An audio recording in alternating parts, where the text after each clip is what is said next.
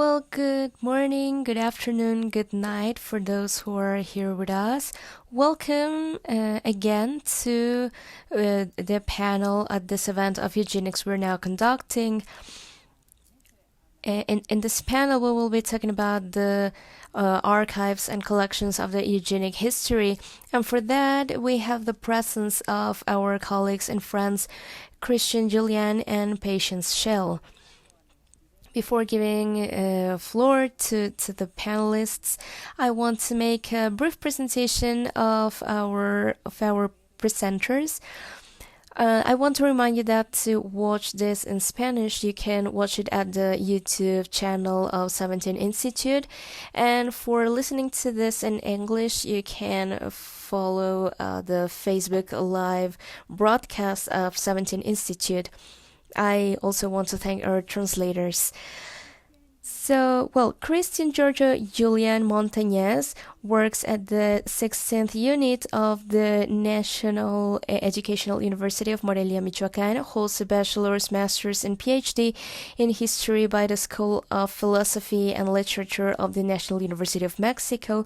He is specialized in the history of people with disabilities, specifically with the groups of deaf and blind people, as well as in the origin of the transformations within institutions and Mexican policies related to these groups. He has delivered courses and conferences in different universities, government organizations, and Mexican NGOs for almost 20 years. He is part of the bachelor's and postgraduate students faculty at the Mexican Institute of Hearing and Speech at the National University of Mexico's Philosophy and Literature School in the state of Michoacán de Hidalgo. He has published papers and book chapters on his expertise area. He's currently a professor and full-time researcher at the 161 unit of the National Educational University in Morelia, Michoacán. There, he delivers seminars for bachelor's, master's, and PhD students, along with his work as research, intervention, and innovation coordination within this institution. Patience Schell, PhD. She works at the Hispanic Studies Department at the Aberdeen University, holds a history degree from Berkeley in California before completing her PhD at the St. Anthony's College and the Oxford University. She also worked on Birkbeck College at the London University and at the Manchester University before starting her work at the Aberdeen University in 2012. Her research is focused on education history, social history, cultural history, science history, and eugenics, the history of museums, and exploration. She has conducted mainly in both Mexico and Chile. Author of two research projects, State Education in the Revolutionary Mexico City in 2003 and the Social Sciences, Darwin and His Contemporaries in Chile in 2013, as well as plenty of papers and book chapters. She's co-editor at the Latin American Studies magazine, and her current projects work with the Mesoamerican collections of the Aberdeen University as a way of understanding eugenics as a daily basis practice, focusing on John Macpherson's life, who was one of the most important donors of the Mexican material to the collection of Aberdeen. He worked in Mexico as a physician for most of his career. So I now give floor to the presentation of Dr. Christian Julian. That's called Alfredo M. Saavedra and the First Deaf History in Mexico, a Question and a Eugenic History.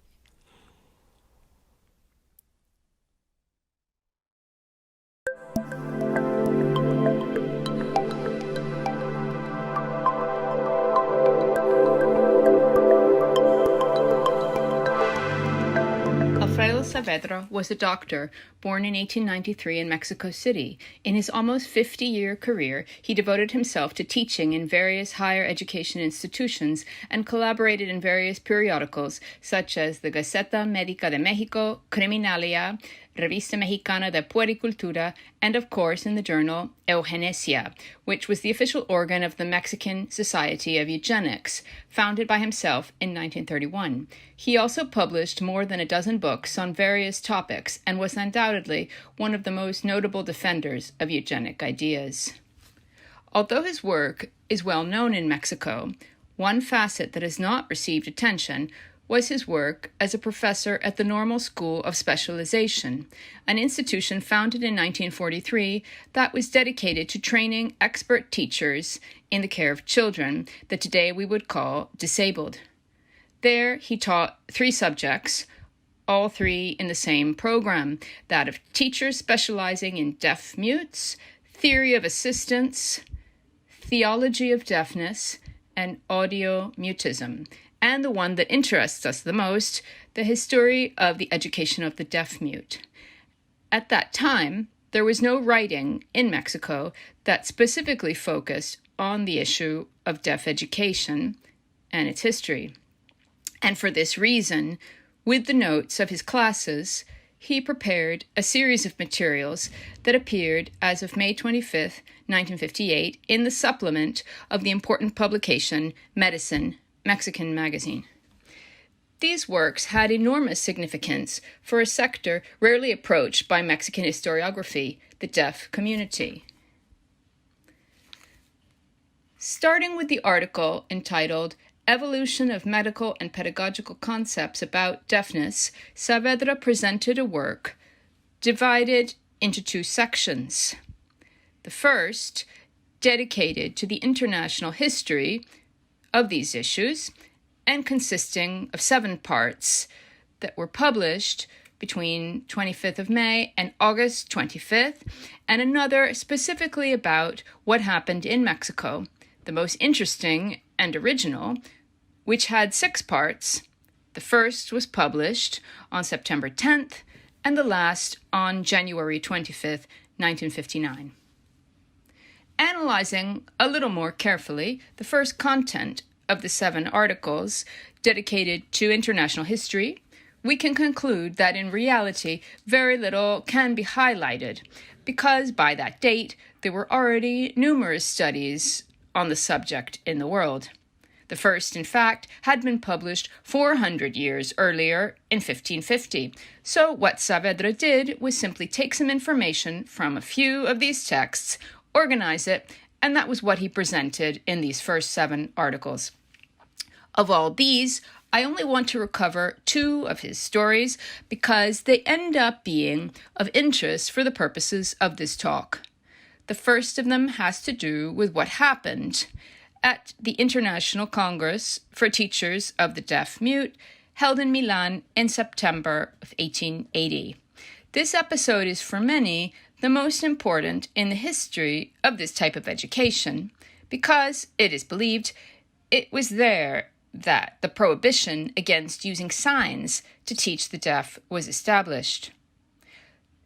So, how did Saavedra present it? Well, first he made a long exposition on the advisability of substituting education with signs for education based on the spoken word, and he quoted verbatim some of the statements of the most influential theorist of that event, Giulio Tarra, who, in part referring to signs, said, quote, "This pantomime is so limited, so imperfect, that it does not deserve the name of language. These signs are actions rather than expressions, elements, fragments of the object of sensation rather than a form of ideas." Close quote. Saavedra complemented with a phrase of his own, quote, "A deaf man who half speaks in reality is happier than his unfortunate brother who is learned but mute." End quote. For our author, the use of signs in the school that he had as a reference, that is, the school in Mexico, the National School for the Deaf-Mute, had been pernicious, and his emphasis on what happened in Milan tried to underline this fact. This helps us understand his use of contemptuous expressions every time the possibility of mentioning the subject arose, as shown by the following words, quote, "I have insisted that in Mexico there has always been a tendency towards demutization, and that the vicious mimicry had only been tolerated without having been excised to date." Close quote. Undoubtedly, this position also had a eugenic background, considering signs to be a less evolved way of communication, and that it was typical rather of degenerate and incomplete beings. Curiously, This argument by Saavedra is historically false, because the official method of the National School for the Deaf, at least during the first 2 decades of its existence, was precisely the method of signs. Now, this event, as Saavedra presents it, and his insistence that signs were not used in Mexico and had always been prohibited, was very important for how this history was later told in the following years, because still at the beginning of the 21st century, many continued to assume that the school's method was always oral and that signs were never used freely, thereby opening up a debate that lasted decades, but that today, in light of the available information and including various materials cited by Saavedra himself, seems totally unsustainable. The second issue that I want to highlight from this international section also has to do with its eugenic ideology and how it distorted the historical data that was presented in some other texts. And this second example is also interesting because Saavedra dedicates barely a few lines to a topic that in other works on these same topics almost always occupied a chapter or at least a very long subsection, and that has to do with the life of Thomas Hopkins Gallaudet. This character was presented by Saavedra only in passing, but emphasis was not placed on what all the other books did, which was that he was responsible for the founding of the first school on the American continent in Connecticut. And curiously, neither did the text emphasize what the famous French teacher, Laurent Clerc, who was deaf from birth, did there, teaching with a method based on signs. But rather, what Saavedra did was to just mention Gallaudet and instead highlight the philanthropic and administrative work of Dr. Mason Cogswell, who had been the one who financed the project. On Gallaudet, I insist, he barely mentions that he was at the school, and de Clerc, who is an icon for deaf Americans and those from other parts of the world, was not even mentioned. Although we could look for and discuss some other ideas that appear in that section, it seems to me that the most interesting is in the last 6 installments, those that are focused on the history of deaf education in Mexico. So instead, we will talk a bit about them.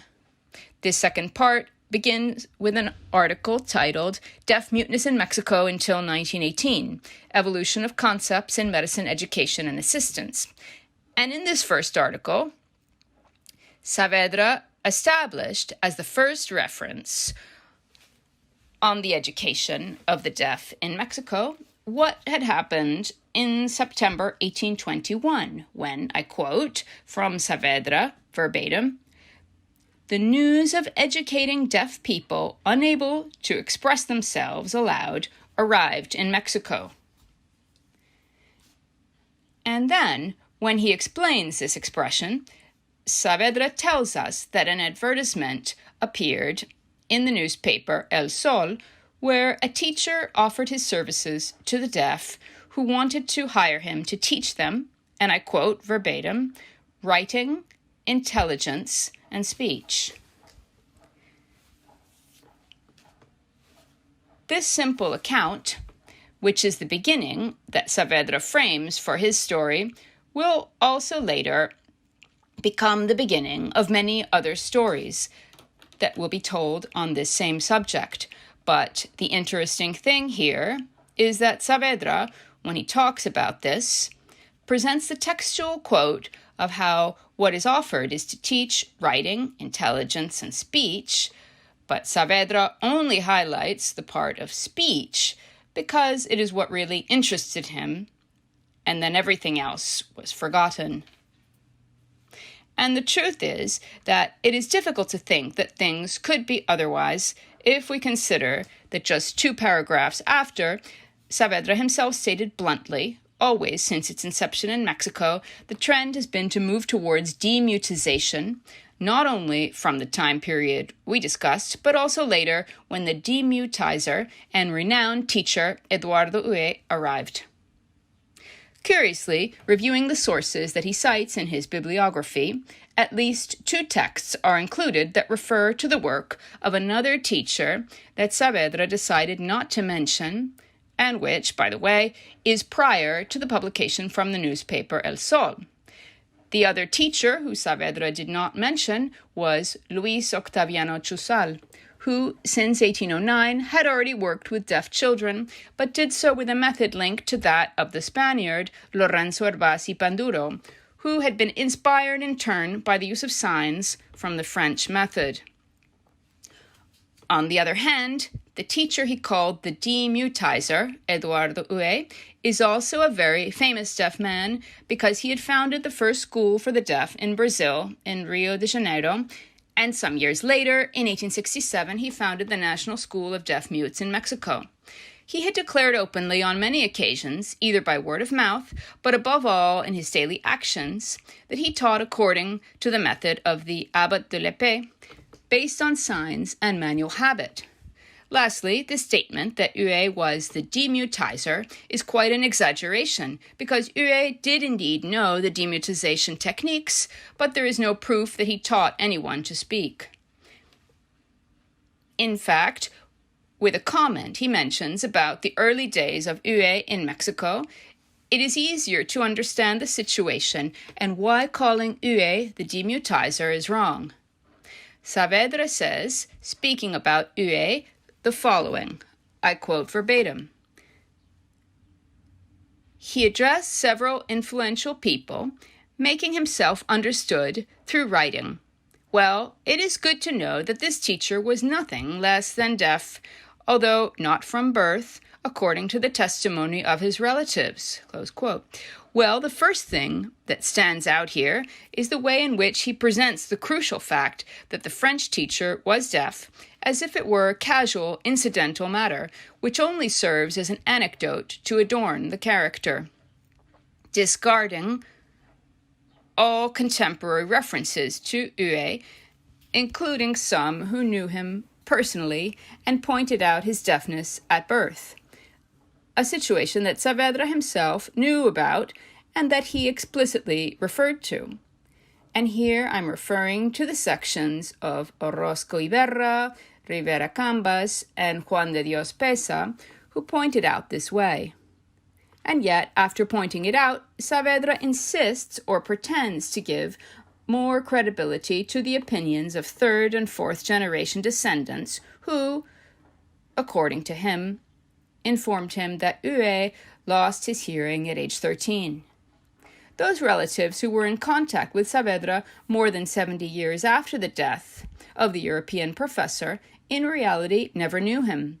They never had contact with Eduardo Huet. So why did he choose to believe that version that also does not even hold when considering the times of his birth and the time he was educated in Paris? A conjecture that, by the way, was within the reach of Saavedra, because all that information can be found in his bibliography. Why, then, did he ignore these ideas?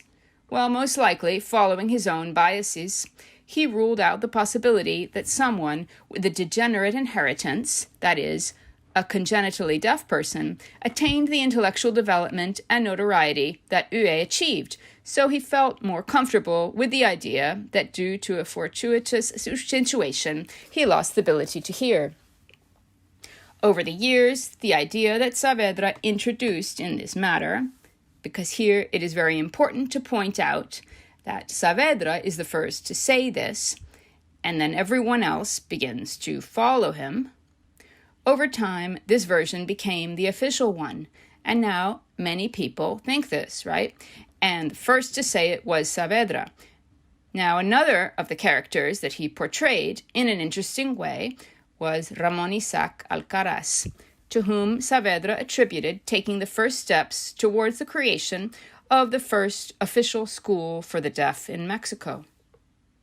He also held him responsible for the method that was adopted there, thanks to an alleged contact he had with a relative of the then director of the Madrid School for the Deaf, where he obtained, and I quote from Saavedra, regulations and statutes and other provisions that govern the reputed Hispanic establishments and those of other European nations, close quote.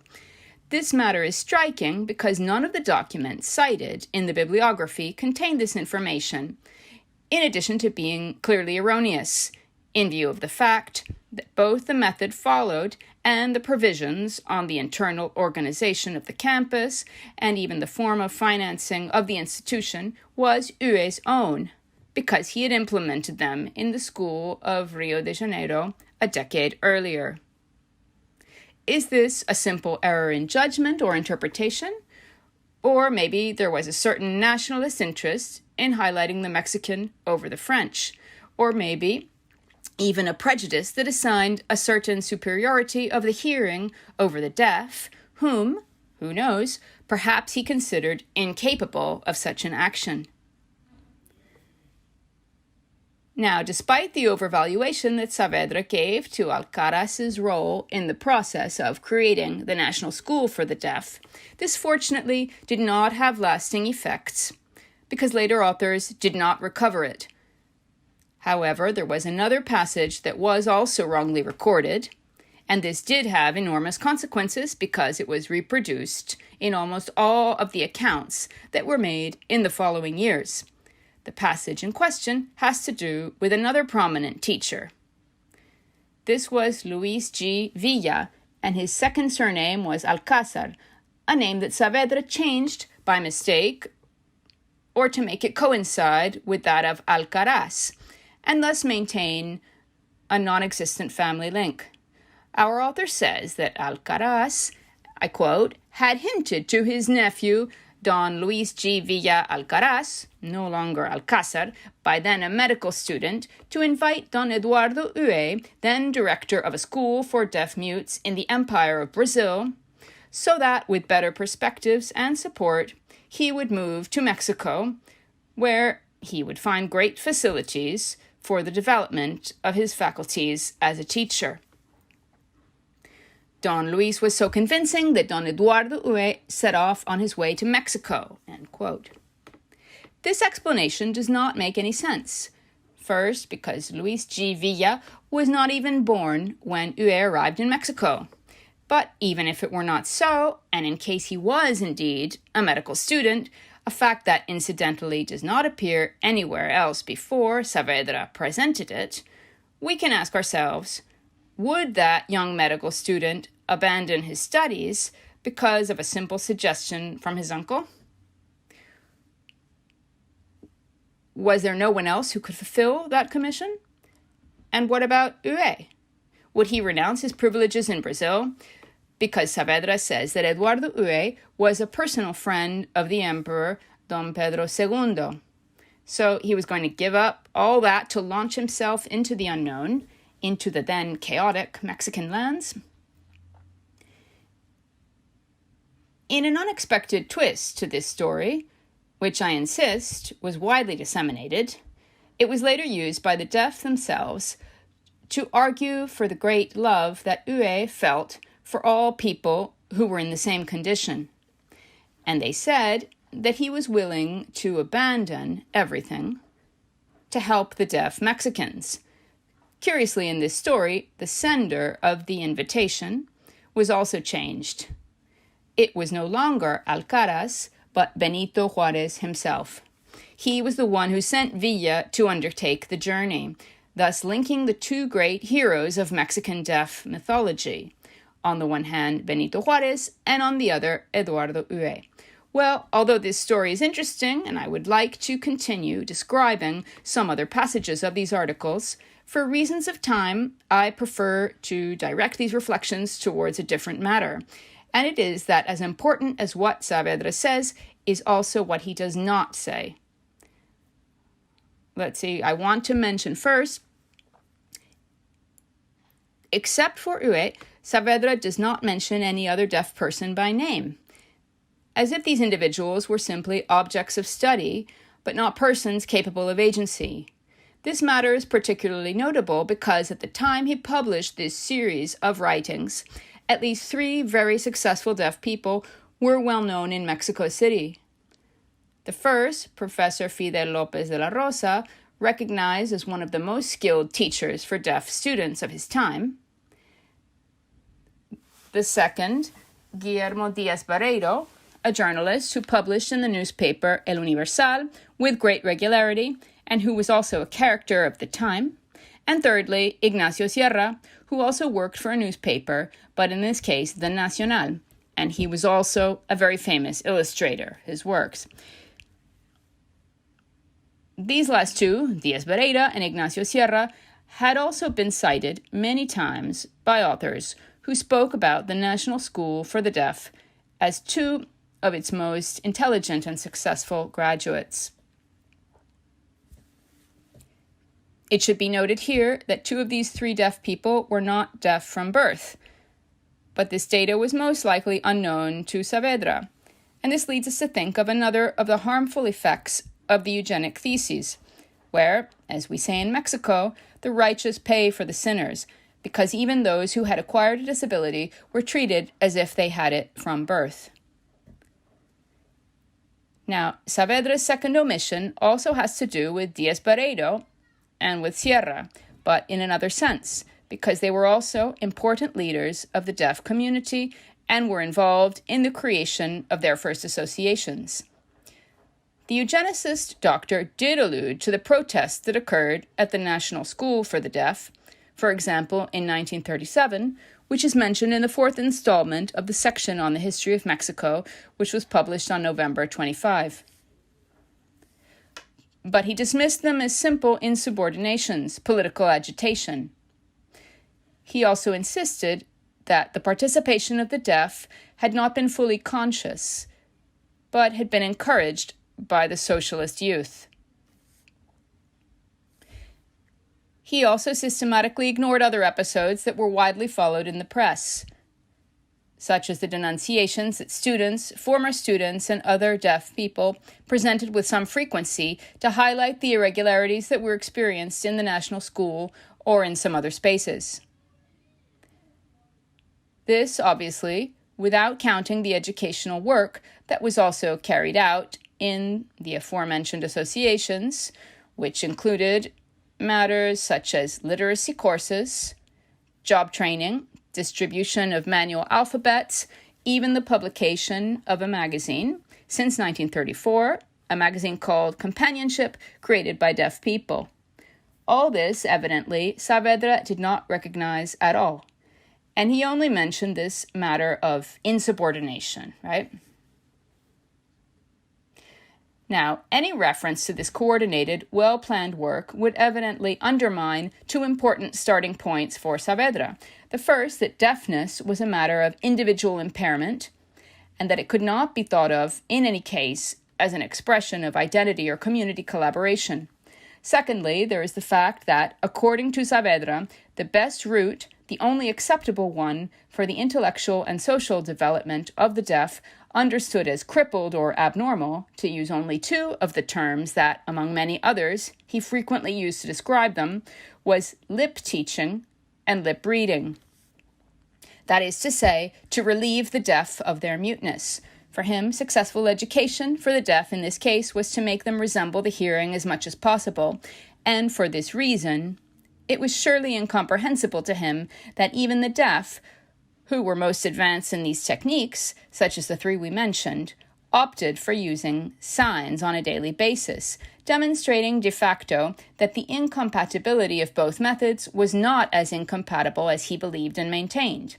Despite the above, whether due to its unintentional factual errors, its voluntary omissions, or even its emphasis on certain points of view, Saavedra's history of deaf education in Mexico established a series of ideas in the deaf community that continue to be reproduced until today, which is unequivocal proof of the importance of this work, elaborated perhaps with the best intention, but which has constituted a difficult barrier to overcome for those who try to think about the past of this group from other perspectives and without the influence of preconception from other times, such as those related to eugenics.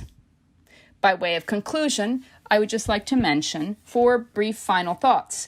In the first place, although the word eugenics is not mentioned once in the 13 articles that make up our corpus of analysis, its presence is undeniable, right? Either because of the decisions that the author consciously or unconsciously made because of his way of expressing himself about deaf people, or because of the expectations he had of them. Secondly, and thinking about the influence that this set of writings had on the academic world, it is striking that it notably influenced the first formal academic study in linguistics on sign language, a work entitled Mexican Manual Language, which was never published, although it was written in 1986 by the linguist Thomas Smith of the Colegio de México, who unknowingly took data from Saavedra. And I say unknowingly because in reality he was citing other sources, but in turn they had cited Saavedra, and thus practically all his historical information comes from there. This writing by Smith was later taken up by Boris Friedman, who wrote the work that is undoubtedly the most referenced in the last 2 decades on this subject, called The Silent Community of Mexico. So Saavedra also appeared with his ideas in this important publication. Thirdly, and thinking in social terms, these writings on deaf education were surely not read by many people. The majority of the population in Mexico was not interested in these issues then. Even today, with the boom in issues such as inclusive education and the visibility of Mexican Sign Language on television, it is still not an issue that interests many. However, for the deaf community itself, it had enormous significance. Many of the contemporary writings, even those produced by the deaf themselves, contain information taken directly or indirectly from Saavedra's work. Finally, for us as researchers, it is an interesting example of the extent to which eugenic ideas spread among the population and allow us to assess their scope in the most unsuspected ways.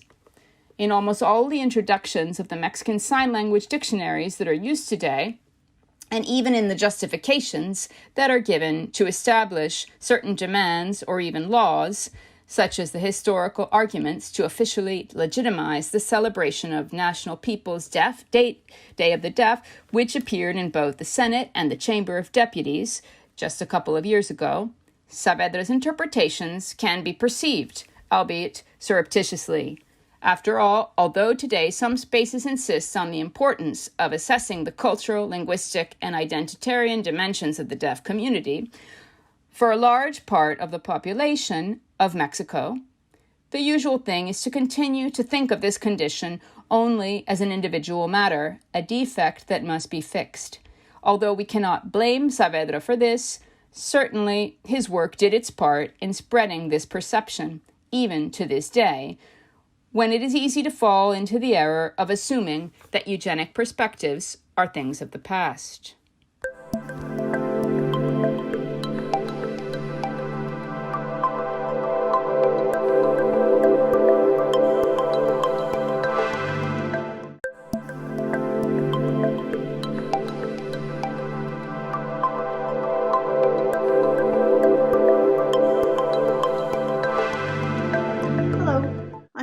Schell, and my presentation, a slightly revised title, is called Everyday Eugenics, The Life, Work, and Collections of Dr. John Macpherson, 1872 to 1941.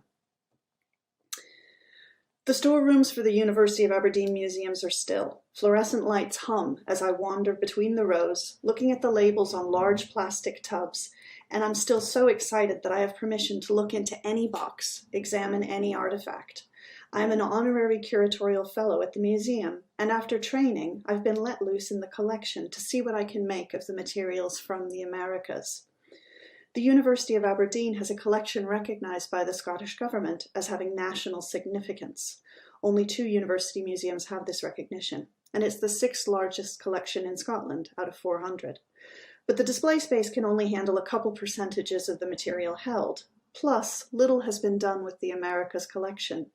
The museum staff are as eager as I am to explore. I'm alone. In the aisles with materials from North and South America, I start taking containers off the shelves to examine the objects. It's during this unpacking that I find the skulls. There, amid the bowls, beads, spindle whorls, and figurines, is a box containing human skulls. I close the box and put them back, uncomfortable, disconcerted, and upset. I don't know what the ethics are for a moment like this, but for me, human remains are not in the same category as beads. The skulls were part of the donations made by John Macpherson, a medical doctor trained at the University of Aberdeen, who spent the majority of his professional life working in Mexico. An immigrant to the Americas, a doctor exported, as was so common in Scotland of the period, Macpherson donated over 1,000 objects to the University of Aberdeen museums, mostly from Mexico, but also from the United States and Canada. That encounter with the skulls stayed with me, and as I continued to research Macpherson and his collection, the skulls remained an area of discomfort. They have led me to ask what these remains meant to Macpherson. How did he acquire them? Why did he donate them? What hidden histories are there in this collection? Can we link the creation of the collection, acquired by a medical doctor and donated to the university anatomist, with eugenics? Are there ways in which we can see eugenics attitudes in Macpherson's medical practice and other areas of his life? And could the collection itself do eugenics work once in Scotland? Can I read the collection to offer evidence of the power structures of the 1910s to the 1930s? I want to examine the objects and their uses within eugenics discourse, including how eugenics and scientific racism in medical education use the collections. I want to know more about Macpherson's attitudes and training as a man who practiced medicine in Mexico from 1903 until his death in 1941. This paper is a preliminary attempt to address some of these questions, and it's very much a work in progress. Now, John Macpherson was born in 1872 in rural Marycooter, close to the city of Aberdeen and on the River Dee, to a farming family. His grandson believes that his interest in archaeology was from an early age. Perhaps he found objects in rural Aberdeenshire which piqued his interest. We don't know how he afforded to go to study at the University of Aberdeen. He may have won a bursary. But in 1899, he received a medical degree from Aberdeen, having studied with the professor of anatomy, Robert Reid. According to this descendant, to his grandson, Robert Reid was a mentor to Macpherson and someone with whom, his grandson remembered, Macpherson developed a close relationship, and it was a relationship, I'm quoting here, he kept through his adult life. Macpherson's first medical work that we can trace was working for the Grenfell Mission, which offered the first permanent medical care to northern Newfoundland and Labrador, Canada. How Macpherson came up with this opportunity is not clear, but the mission's founder, Wilfred Grenfell, did raise money in England. Macpherson's grandson notes that, quote, he, Macpherson, seemed to have a missionary bent, and on some of the documents, Macpherson described himself as a medical missionary. Macpherson's the one in the middle, and I think this is a portrait taken just before he set off to emigrate to the Americas. We know he was working in Labrador by 1900. It was there that he met Georgina Mcpherson, who was working as a nurse, and the two married by the end of 1900. He was 28 and she was about 36. They continued to work at the mission until 1903. While in Battle Harbor, in the words of their grandson, they, quote, befriended an Inuit child that was named Kirkina and had lost her legs. Born Elizabeth Jeffreys in 1890, this girl had had frostbite damage to her lower legs, and her father, an Inuit Scots trapper, amputated them with an axe. She was unofficially adopted by the Macphersons and lived with them in Mexico for 4 or 5 years. I'll return to adoption and eugenics later in this presentation. Now, the family moved to Mexico in 1903, arriving in February. It's not clear how the opportunity came about, but there were other doctors who they knew from Labrador who also went to Mexico, so there's some type of network there. Initially, John Macpherson worked at the Salina Cruz port in construction in Oaxaca, which was one of the ports built by S. Pearson and Son in the period 1899 to 1907. Georgina Mcpherson appeared to have worked as a nurse during at least part of the family's time in Mexico.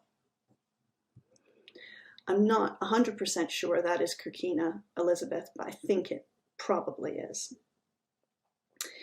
We have some archival record of Macpherson in this early period. He sent a few reports to the British Medical Journal. So in June 1903, he reported to the British Medical Journal on a, quote, native laborer killed during a blasting accident. In the same year, he reported as well about another patient of his who died, which he attributed to an intestinal blockage caused by, quote, maize husks. At the time Macpherson started his post, the port was still in construction, so presumably his work would have involved caring for the construction workers. Now, according to family histories, the couple also opened a hospital in Salina Cruz, and Macpherson was also acting vice consul for Belgium and had a consular role for Germany as well. Archival records show that he became the medical officer for El Águila Oil Company's Tampico and Refinery Hospital in April 1915.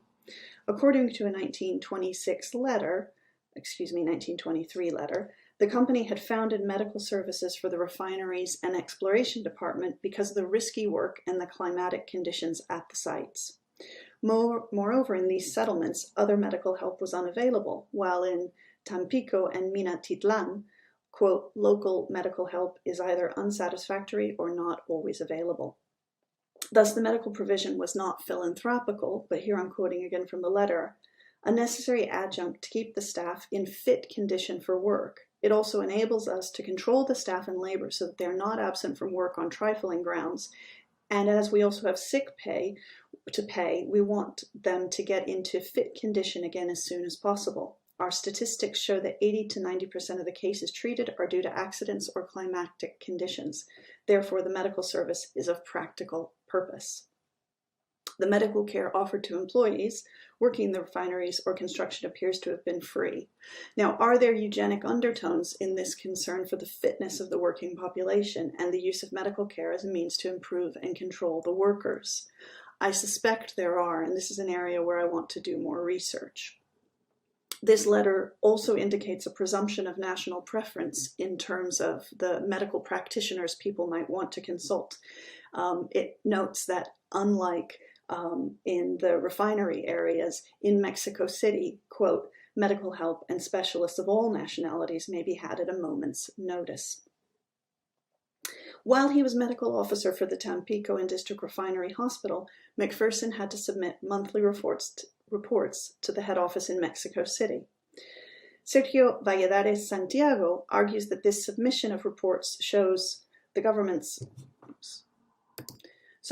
I should have added that the Departamento de Salubridad Pública also required these medical monthly reports. So Macpherson submitted them to head office in Mexico City and they passed them on to the federal government. So Valladares Santiago argues that this submission of reports shows the government's concern with working conditions and also shows the company's interest in providing decent working conditions. He notes that, and here I quote, El Águila aplicaba toda una estrategia de sanidad en sus instalaciones, colonias, centros de trabajo y campamentos, que consistía en la recolección y incineración de basura, utilización de depósitos para basura a prueba de moscas, rellenos de charcos, corte y quema de maleza, vacunación, visitas domiciliarias y a tripulaciones de barco, suministro de medicinas a campamentos, inspecciones periódicas de las instalaciones. This preventative medicine and public health approach is similar to efforts sometimes categorized as soft eugenics. So I think there's an area here that could do with, that's something I want to keep looking at, is El Águila's medical provision and eugenics attitudes. Now, Macpherson's medical reports back up this assessment about the preventative work he did and also the type of care offered. These reports indicate the type of the medical issues that the employees and the communities faced, as well as some indication of his own work and his perspectives on the people he treated. Each month's report included the admissions, discharges, and types of illnesses and accidents being treated in the district and in the refinery hospital. So, for instance, in January 1920, he noted that the, quote, I quote here, the number of cases of malaria has decreased, although it's very difficult to persuade the Mexican peon class to keep up treatment sufficiently long to prevent relapses. Peon class is a term he uses fairly frequently. In June 1920, he noted that there was an outbreak of bubonic plague and, quote, special sanitary measures have been carried out at the refinery colony in addition to the regular sanitary work. And then he offers some description of the type of preventative work that they did to try and keep the outbreak in check. And the reports go on in this vein. The notes from Macpherson's reports often mention the nationality of the few injured or dead that he remarked upon in detail, but the admissions and discharge lists only mention the name of the people in the hospital coming in and coming out and their area of employment. But he had additional notes, and this is where there's further information about people. As an example, in October 1920, he noted 4 deaths were certified at the refinery during this month, all being cases of Mexicans of the laboring class. 2 deaths were due to accident and 2 to chronic malaria. So in these notes, we start to get a bit of a sense of his attitude towards the people he's treating. Dead foreigners tended to be mentioned by name. Dead Mexicans tended to be anonymous. And he also tended to qualify Mexican deaths by class, as I mentioned before, using the term peon class or the lower class. Now, from about 1925, Macpherson and his family returned to Canada, apparently with the intention to stay. But the stock market crash in 1929 created financial pressures, and that prompted him to return to Mexico. So from early 1930, he was rehired by El Águila, and he returned to Mexico, where he worked at different Gulf Coast sites. He arrived in Veracruz in May 1930 and basically stayed working for El Águila on that side of Mexico. He wasn't permitted permanent residency due to restrictions on foreign nationals working as doctors, and eventually, because of those restrictions, he lost his job with El Águila. He decided to go into private practice and stayed in Mexico from 1930, as far as I can figure, from 1930 until the time of his death in 1941. And he did take Mexican citizenship in 1933.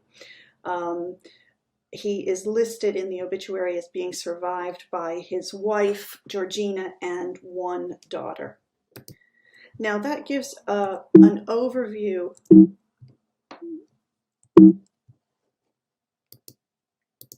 There we go, sorry. That gives a brief overview of his life and some aspects of his work which may have intersected with eugenic public health measures. Now I'm moving on to the collection. Now, Samuel Alberti notes that a collection, quote, includes not only things in their material form, but also the legacy of their acquisition route and of the people involved. Having largely focused on Macpherson's professional biography, this section will examine his role as a collector. And we also have to think not only of the route involved, as I've just mentioned Alberti pointing out, but also of what the objects meant once they were part of a collection, wherever that collection may be, and once their context shifted as part of a collection.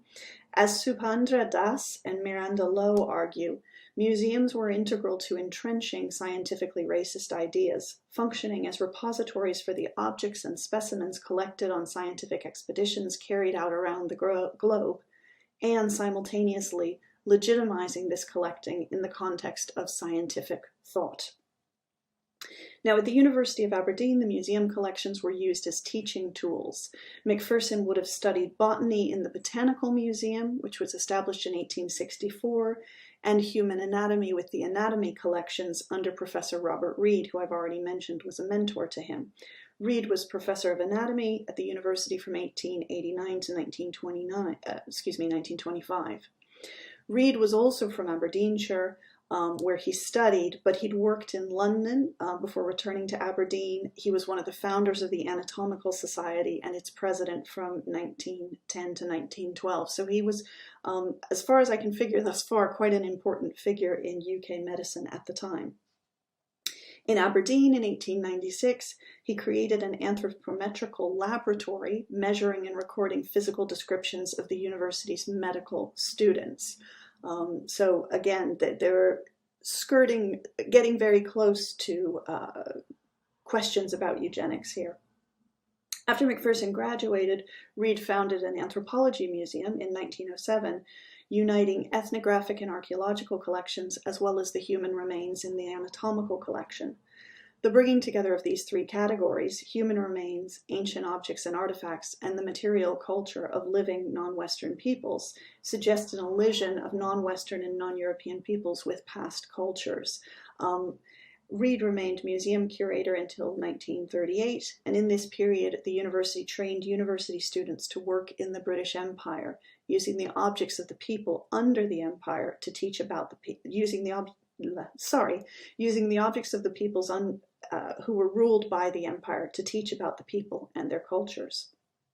Here the collection and its individual objects, taken out of their context of production, use, and meaning, stood in for entire cultures and people. So these collections were put to work in Aberdeen, and it was work that cemented ideas about hierarchy and existing power structures.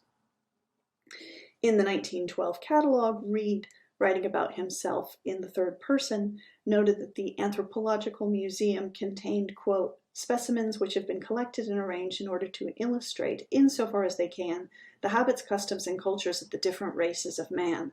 The specimens have been arranged from a geographical and not from an evolutionary standpoint, and objects from those parts of the world which are inhabited by peoples presenting more or less similar physical characters have been placed together. Now, there's more work to do about the collection and Reed, both as a teacher and his view of the collection, but I'm going to turn now to Macpherson's collecting and what he donated to the University of Aberdeen and other places. So the research thus far only provides one evidence of an archaeological trip that Macpherson himself was part of. It seems largely, almost entirely, that his collection came from purchasing things. Some objects even have their price stickers still on them. And I'll give you a quotation from a letter he wrote to Professor Reed in 1930, which gives you a sense of his view of his collections. He said, "When in Mexico City, I relapsed into my old habits and went round hunting antiquities in my spare time, and I found some splendid pieces which I have secured and have left there in storage with a friend. I would very much like to get together a really worthwhile collection of Mexican antiquities and be able to add it to what you already have in your museum, but it will have to remain for the future to decide whether I shall be able to do so. I'm also treating for another collection, but have to go rather slowly for pecuniary reasons." Those pecuniary reasons are the fact that from the 1929 stock market crash, his financial situation changed dramatically. But nonetheless, it's interesting to note that even with these difficult financial circumstances or changed financial circumstances, he was still thinking about not only collecting objects, but donating them to the University of Aberdeen. And I think here part of what we see is the objects creating a relationship and sustaining a relationship between him and Reed. Giving us a clue to some of the networks that Macpherson worked in and purchased in and socialized in, potentially, he sent Reed photographs of a spectacular find attributed to William Niven, who was also from Scotland. Niven had been born in Lanarkshire in 1850. He became a self-taught prospector, mineral salesman, and archaeologist. He had a curio shop in Mexico City, which was, quote, a popular gathering place for visiting collectors, archaeologists, diplomats, and writers. I suspect that Macpherson, who appears, as I say, to have purchased most of his collection, was a patron of Niven's shop, and their circles may have overlapped. In Macpherson's papers, there's a photo of an excavation site from 1924, which includes Niven. This photo may well prove that the men knew each other personally. Additionally, William Niven's name and address appear in Macpherson's address book diary. However the collection was put together, the University of Aberdeen does not have the complete collection. Another part of it was sold to the Peabody Museum at Harvard. Some was given away in Halifax, Nova Scotia, where the family ended up, and may still be in local institutions. Some remains in private hands and some elements have been lost. Thus far, I've only examined the University of Aberdeen materials. Now, Macpherson's first donation to the University of Aberdeen appears to have been made in 1921 when he was on a personal visit to Aberdeen and he visited Professor Reed. He wrote to Reed in 1928 from Halifax, reminiscing, "I had the pleasure of seeing you at Marshall College, and I donated some ancient Mexican skulls and other antiquities to the Archaeological Museum under your care." Macpherson then went on to ask if more donations would be acceptable, whether there was room, and he then said, quote, "You will observe from the photographs enclosed, I still have a number of skulls on hand, as well as a large number of bones, mostly human, which show evidence of having been used as tools, etc. I have also 2 skulls from Peru, one of which is much elongated due to pressure applied in infancy." Reed said he was happy to receive the donations, and Macpherson family stories suggest that Reed particularly appreciated the artifacts, especially the human remains. Quote, "The story around the dinner table was that Reed liked the skulls best," and Macpherson's grandson remembered that he heard that story more than once. Reed was clearly an important figure for Macpherson when he was younger and a type of mentor towards the young man. And one of the motivations behind the donations appears to have been Macpherson's affection for Reed. So in the interest of time, I will skip ahead. Now, before returning to Mexico again in 1930, Macpherson visited Aberdeen one more time, and this photograph is from that period. It situates Macpherson amongst his donations carefully displayed for the camera. He stares directly at the camera while holding a human skull, and some objects show museum labels. The display appears crowded, but represents a small portion, just a small portion of his donations, but it does show the breadth of objects he donated. In the staging of this photo, Macpherson is as much a trophy hunter with his trophies as a man of science. His donations were also accompanied by his own classification and notes on the objects. He appears to have been largely self-taught in archaeology. His family's collection includes a well-used copy of How to Observe in Archaeology, published by the British Museum.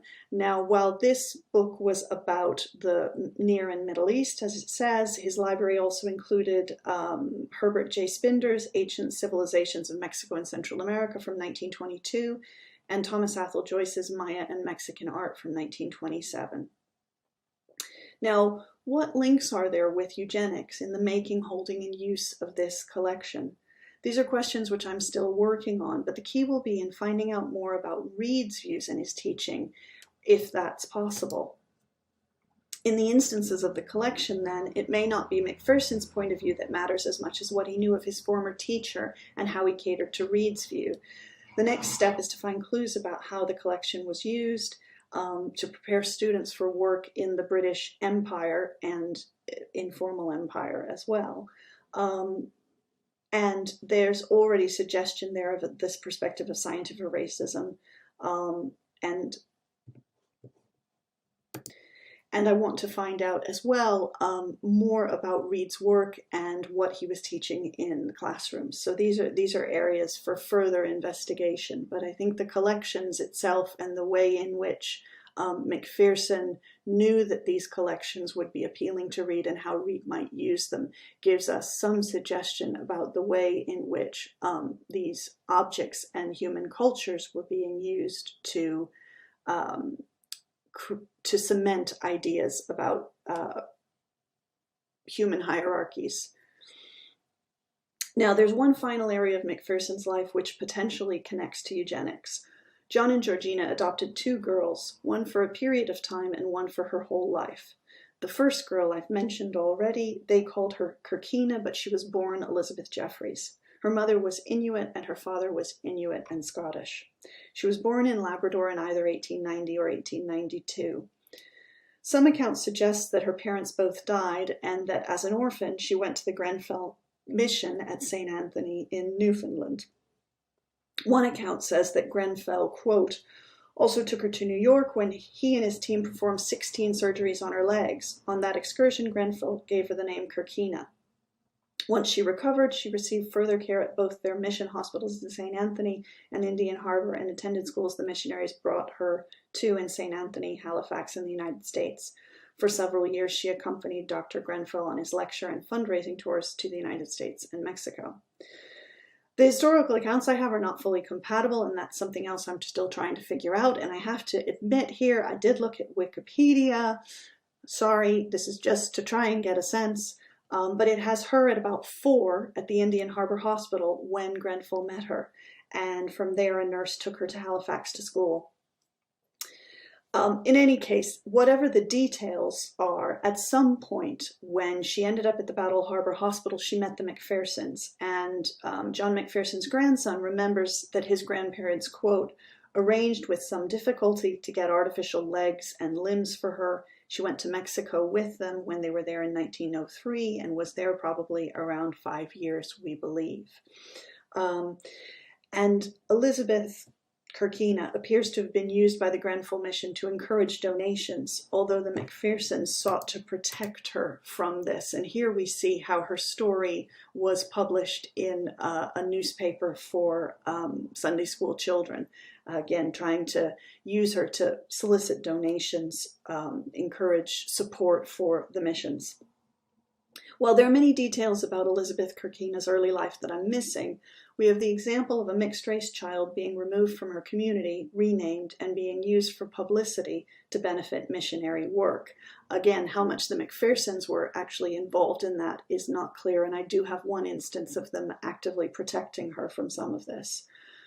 Once Elizabeth Kirkina left Mexico, I don't have any indication that the Macphersons remained in her life. The Macphersons adopted again in 1917 a 2-year-old Mexican girl they called Margaret, who lived out her life in Canada after leaving Mexico in 1925. Adoption can certainly be seen in a eugenic context under the justification of providing a, quote, better life that nonetheless severed children's links with their birth culture and forced assimilation, especially of mixed-race children, as Elizabeth appears to have been. Elizabeth, while being raised by the Macphersons, was also in a home in which race and class were understood as key markers of human difference and human hierarchy. Right, in conclusion, this discussion has touched on 3 themes in John Macpherson's life, work, and collection, which potentially intersect with eugenic ideas: his medical practice, his collection and its uses, and the girls he and his wife adopted.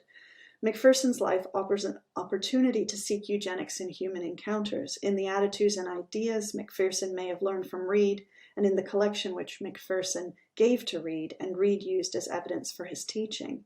Eugenics ideas may also have influenced the medical care and public health measures offered by the oil company El Águila to their employees and people in the area. Finally, in intimate spaces, the adoption of these 2 girls may be read within a eugenics context. As this paper is an early attempt to work on these themes, I'm still trying to figure out, I'm still grappling with these ideas and their implications, but Macpherson's life and collection may offer an example of how eugenics practiced and ideas seeped into daily and personal life. Thank you.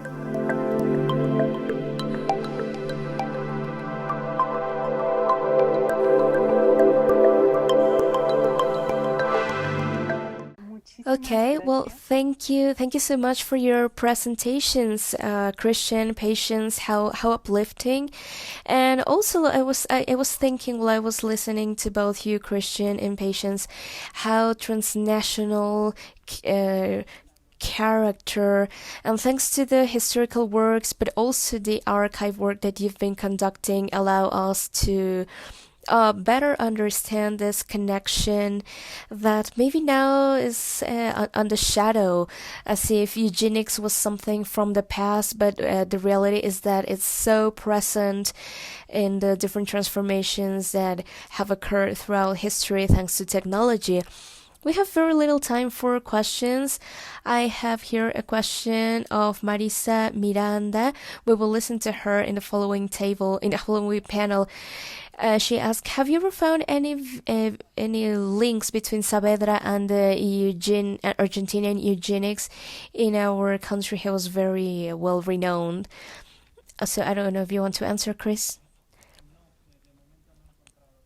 Well, no, for the time being, I haven't found any reference, and it has to do with the fact that I specialize on history of the deaf, and Saavedra is within, I mean, it's part of history, but it's part of this history because I decided to make this text. My intention is to continue deepening my studies and of all the people that work on this area, like how he got to work on this context. I believe it's an important conversation, and also it might allow us to find links with other countries.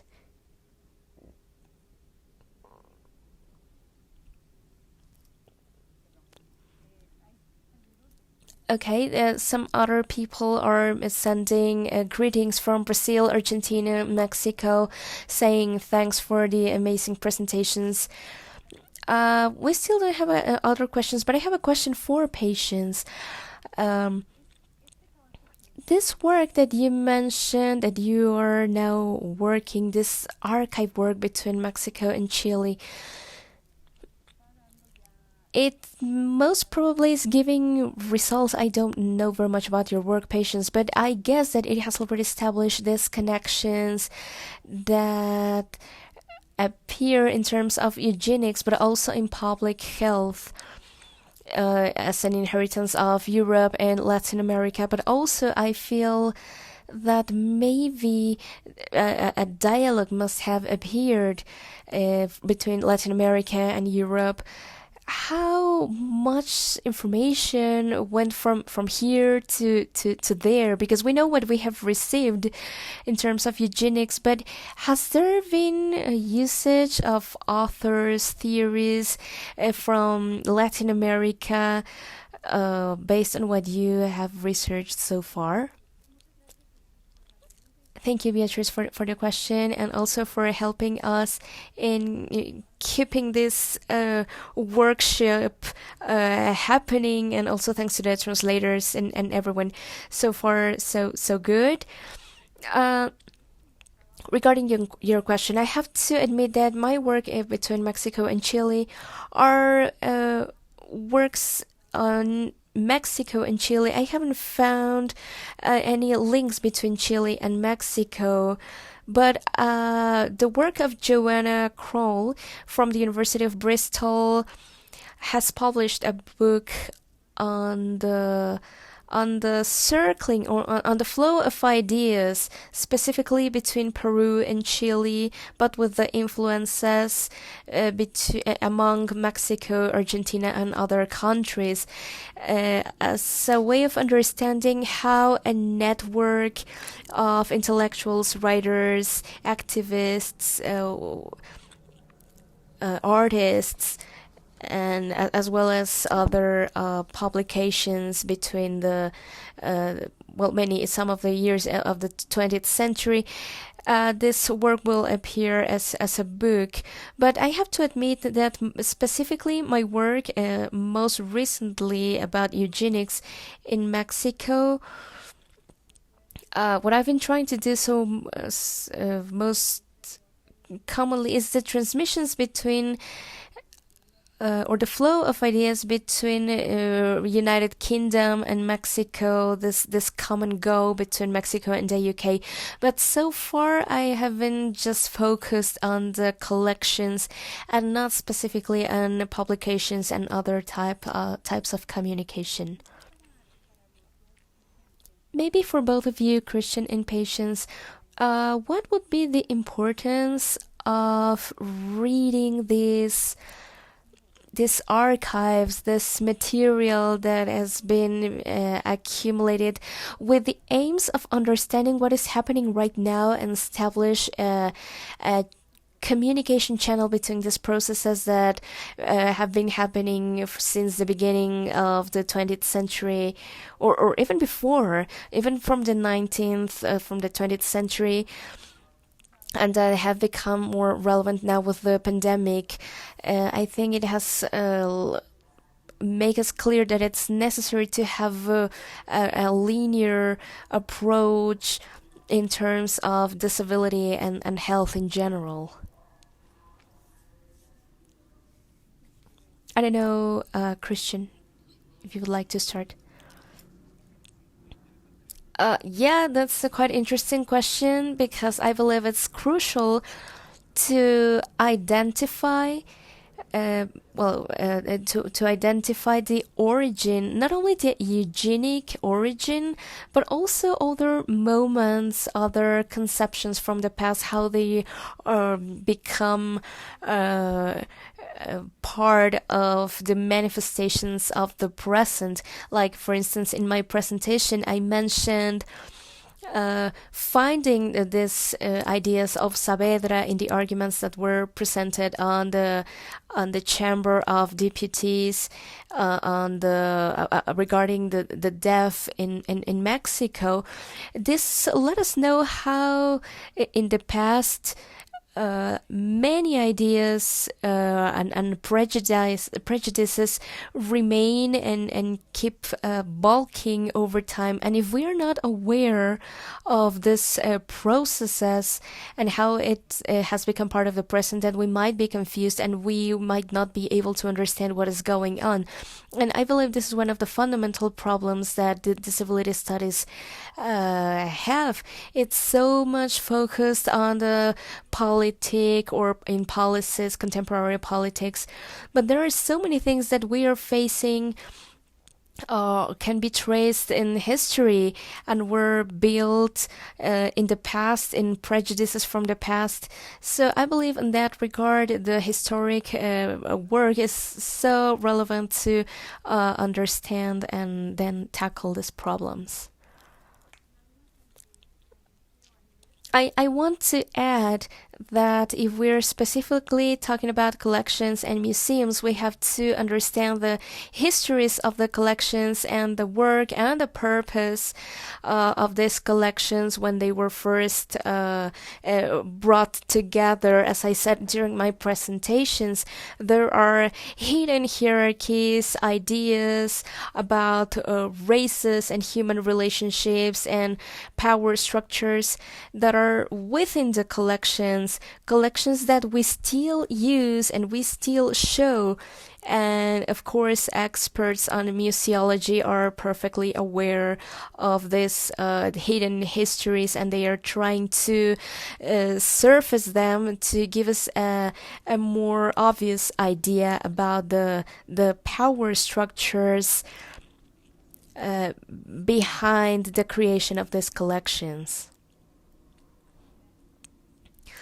Thank you. I have 3 questions that are combined from Gustavo Vallejo, Laura Cházaro, and Ariadna Acevedo.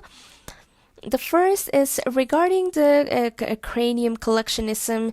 Was this did this came along with ideas and what they were trying to prove, and this hypothesis about cranium measurements? Do you have any idea of with whom Macpherson had dialogues here in Mexico?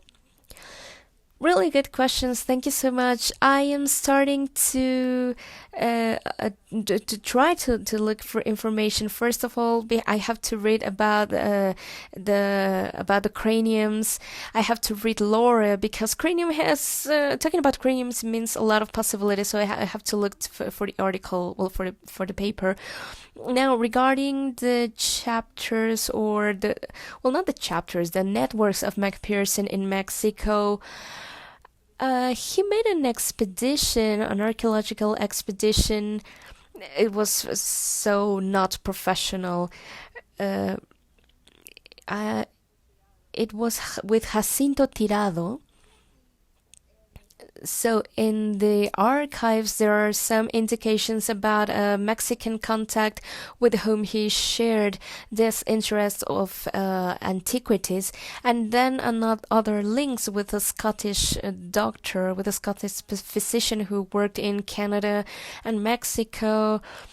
So I'm starting to find part of this, social networks, and the meaning about craniums and the collections, the anatomic collections in general. What I want to do is to find more about read and about his links in the United Kingdom, about the Anatomy Society, where he had a fundamental role. So I believe that as long as I get to understand more about Reed, I will be more able to answer these questions. Thank you, Patience. Unfortunately, we have to close because we have a new panel coming, but I want to thank you both, Patience and Christian, for your presentations. If there are more questions on YouTube, please I send them to me, and I will send these questions to both Patience and Christian so that those questions get an answer. Thank you, everybody. Thanks to the speakers, and please stay for the following panel. Thank you and have a good afternoon.